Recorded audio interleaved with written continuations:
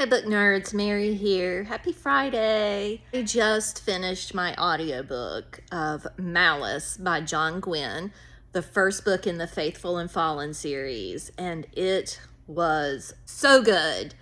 All of the people that have recommended Gwynne, I love you. Thank you. This book, I don't even know where to start. So let's start with my rating.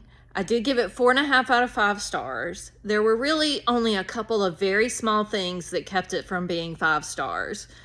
One, I mentioned this in a prior video, when I started listening to it, I had a really hard time focusing and figuring out what was going on. There are a lot of characters and it started strong, which is great, but I did, for whatever reason, have a very hard time getting into it.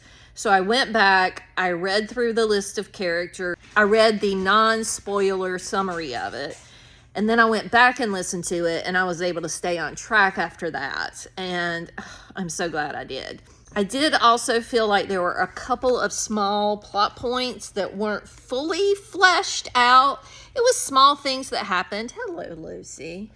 Small things that happened that I felt like kind of fell to the wayside. Trying to explain this without spoilers. A few things would happen and then you would go to the next chapter and that thing would not be mentioned again. Or if it was, you didn't feel like it was complete, if that makes any sense.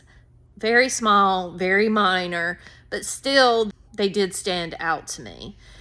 And as far as the audiobook, I did enjoy it. But a few times I felt that the narrator was speaking with a very staccato voice. It was especially when he was using certain voices that were a little bit different. They would just be very kind of staccato.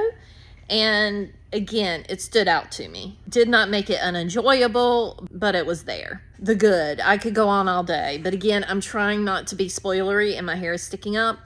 I had a complaint recently about an epic fantasy book that I had read that the author did not seem to be willing to the characters. And if you're going to write a story that is full of battles and intense fight scenes and the stakes are high, you have to expect that you're going to lose people along the way. And I had a complaint with that book because he did not seem to be willing to any of the characters.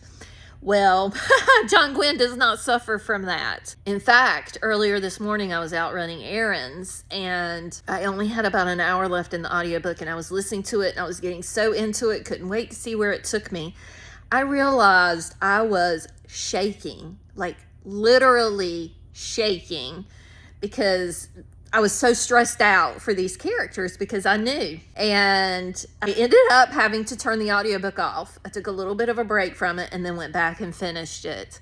And a book that can make you feel something not only emotionally, but physically, it affects you. So great. And I have to say, this is one of the best fantasy books I have read in a long time.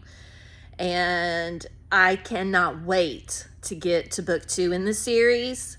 I have one more fantasy book that's book 3 of a series that I want to finish. And then I will be going back to The Faithful and the Fallen by Gwynne because I cannot wait to see where this story takes me. I highly recommend it. Bye.